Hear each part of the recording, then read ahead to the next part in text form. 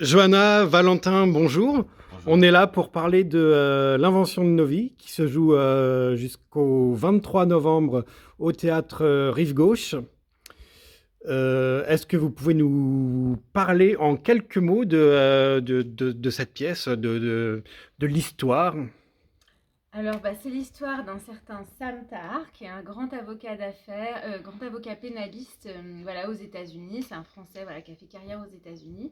Et en fait, il est vraiment dans les hautes sphères new-yorkaises, dans le milieu juif new-yorkais très coté. Et on va vite s'apercevoir, nous les spectateurs, qu'en fait, il ne s'appelle pas Sam Tahar, mais qu'il s'appelle Samir Tahar, et qu'il a construit en fait toute sa carrière sur un mensonge identitaire. Et évidemment, son passé va venir frapper à sa porte et tout va basculer. Exactement. J'ai rien à rajouter. Rien à On va rajouter. pas en dire plus parce Comment... qu'après on risque Ouais, Oui, de dévoiler un peu tous les rebondissements, les ressorts de la pièce. comment s'est passée la rencontre d'abord la rencontre avec l'histoire, puisque c'est un roman de Karine Thuil. Donc pour toi, Johanna, comment est venue l'idée d'adapter ce roman? Tu es co-adaptatrice. Et Valentin, comment tu t'es retrouvé dans l'aventure? Alors du coup, moi j'ai effectivement adapté avec Leslie Menahem, mais c'est Thibaut Audinière qui m'avait passé ce roman il y a quelques années.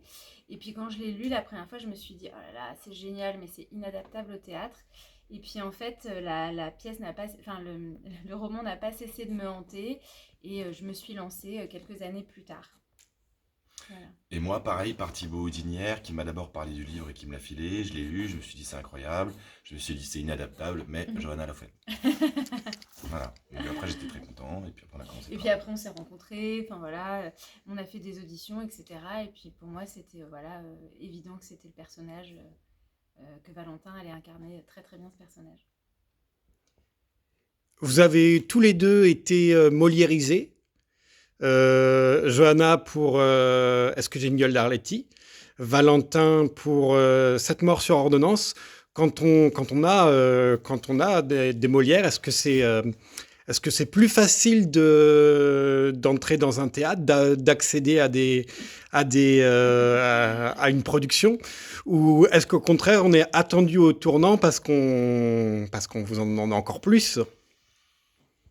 C'est une bonne question, hein. Ouais. Euh, euh, Bah, c'est sûr que c'est un chouette moment à vivre d'avoir une récompense voilà, du milieu, etc. En même temps, moi, j'avoue, ça me fout un peu la pression. Moi aussi. Il y a un côté où voilà, on a envie voilà, de confirmer l'essai et, voilà, et que les gens continuent d'adhérer à ce qu'on fait. Donc après, c'est sûr que ça met aussi un coup de projecteur sur son travail, donc ça permet des connexions, ça c'est évident, mais ça met un peu la pression. Ouais. Ouais, c'est très paradoxal, quoi, comme tout prix. Il y a les deux. Dans le prix, il y a les deux. Il y a en même temps la reconnaissance, le fait que les gens te regardent, et en même temps les gens se disent, bah, ah, du coup, il a un mot à dire, bah, du coup, Mm. voilà. Donc, il y a les deux. Quels ont été les challenges sur l'invention de nos vies? Vous avez sans doute pas rencontré les mêmes challenges chacun de votre côté. Est-ce que par exemple parler plusieurs langues peut être un challenge, ou le nombre de personnages, je sais pas, dites-moi. Moi, le gros challenge, c'est de réduire ce roman de 500 pages en 1h40. Donc ça, c'était un des gros challenges. Et puis, un des deuxièmes challenges sur la mise en scène, c'était vraiment de se dire comment je montre tous ces espaces différents, Paris, New York, la bourgeoisie, la banlieue. Enfin voilà, j'avais tout ça à relever et à essayer de rendre fluide. Donc ça, c'était un gros challenge. Et pour toi, c'était quoi alors? Bah, du coup, moi, c'est un peu l'aboutissant de ce qu'elle dit, c'est-à-dire, du coup, on se retrouve avec une pièce très rapide, où il y a énormément de scènes qui font moins d'une minute, où il faut en même temps jouer des choses qui semblent réelles, qui semblent vivantes, donc du présent, et en même temps, il faut se mettre dans les pas de cette chorégraphie, parce que Johanna a vraiment créé une chorégraphie On rentre, on sort avec des fauteuils, avec des rideaux à tirer. C'est des petites choses, mais avec le jeu en plus, avec tout ce auquel il faut penser, c'était vraiment un tour de force. Euh, c'était ça, si je dois dire, c'est le rythme qui était vraiment voilà, le challenge. Tu parlais du jeu, tu passes d'un personnage sûr de lui et à qui tout réussit, et qui va, au fur et à mesure de la pièce, changer d'attitude. C'est c'est facile, ça, pour un comédien, en 1h40, de changer comme ça, de sentiment. Bah, je dirais oui, en fait, c'est plutôt, vu que ça suit une dramaturgie, une histoire, quand on se laisse porter par l'histoire, c'est plutôt facile. À mon avis, ce qui est beaucoup plus difficile, c'est pour mes partenaires qui doivent faire, qui doivent faire 30 personnages, qui des fois se changent en une demi-seconde. Je pense notamment à Mathieu Alexandre, qui me surprend toujours par sa dextérité à passer d'un avocat juif à Samuel en France, un critique, un flic. Évidemment Kevin Ruxel, tout le monde, Yanis Baraban, Nassima Benchikou, Elisabeth Ventura, Brigitte Gage, c'est vraiment des gens, si vous voulez, qui font en sorte que, bah, pour moi, c'est facile. Pour eux, c'est chaud.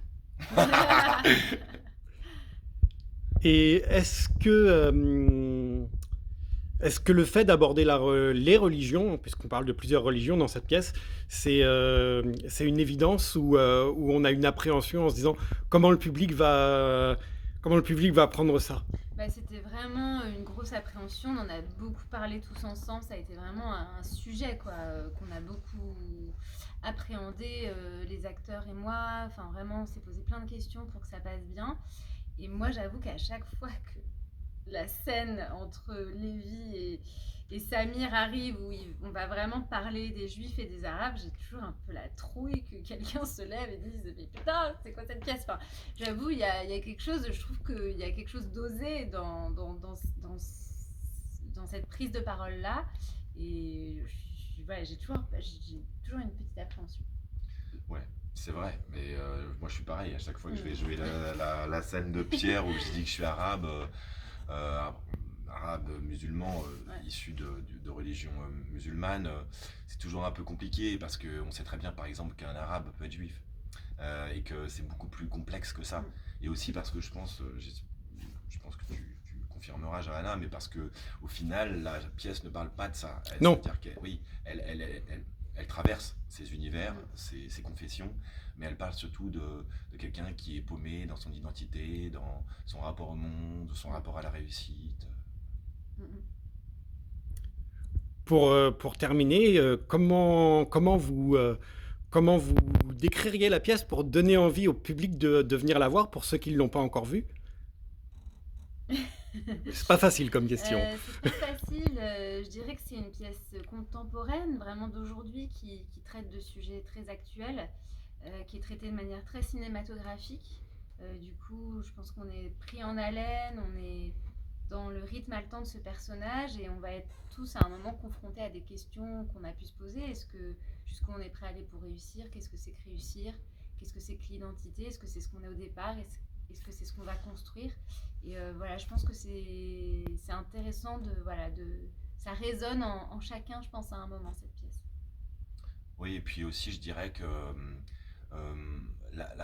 le rythme de la pièce, le sujet, l'atmosphère, sa qualité aussi presque cinématographique, donne aussi quelque chose qui se rapproche des séries Netflix, etc. Mais sauf que là, les acteurs sont devant vous. Et c'est le théâtre, c'est la puissance du théâtre. Et donc du coup, je pense que ça pourrait intéresser énormément de monde. C'est-à-dire quelque chose qui est rapide, qui est haletant, qui, comme dit Johanna, c'est pas un théâtre où on s'appesantit, pas du tout. Ça va à fond la caisse. C'est comme un espèce de, de grand 8 extraordinaire. Mais sauf qu'à côté de vous, vous avez des gens. Donc c'est le théâtre, quoi. C'est chouette le théâtre pour ça. Je le rappelle, l'invention de nos vies au Théâtre Rive Gauche jusqu'au 23 novembre. Et si vous avez aimé l'invention de nos vies, vous avez aussi Les filles aux mains jaunes de Johanna Boyer. Vous retrouverez une partie de l'équipe de l'invention de nos vies. Et inversement, si vous avez aimé Les filles aux mains jaunes, allez voir l'invention de nos vies. C'est dans le même théâtre. Merci à vous pour votre temps.